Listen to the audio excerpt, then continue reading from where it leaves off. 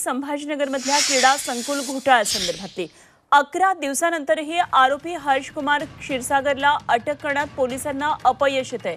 हर्षकुमारची मैत्रीण अर्पिता वाडकर आणि कंत्राटदार एजन्सीचा व्यवस्थापक नागेश डोंगरे या दोघांना पोलिसांनी अटक केली आहे, कोर्टामध्ये हजर केलं।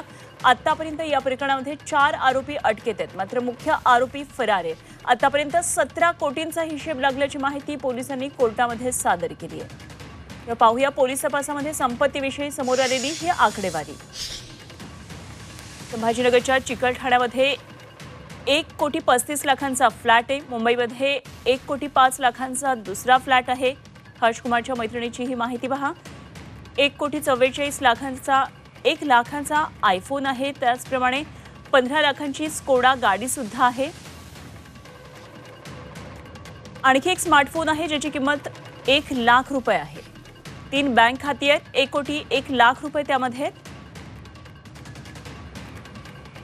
त्याचप्रमाणे BMW कार आहे, 1,35,00,000 रुपये या कारची किंमत आहे। वडिलांचे 4 फ्लॅट आहेत आणि 1,20,00,000 रुपयांचे फ्लॅट आहेत। 1 कोटी खर्च करून घरामध्ये इंटेरियरचं काम सुद्धा करून घेतलेलं आहे। बँक खात्यामध्ये 3 कोटींची रक्कम आहे। हर्षकुमार क्षीरसागरकडची संपत्ती आपण पाहतोय। चीनमधून 50 लाखांची खरेदी केल्याचं कळतंय। 40 लाखांच्या 2 स्कोडा कार आहेत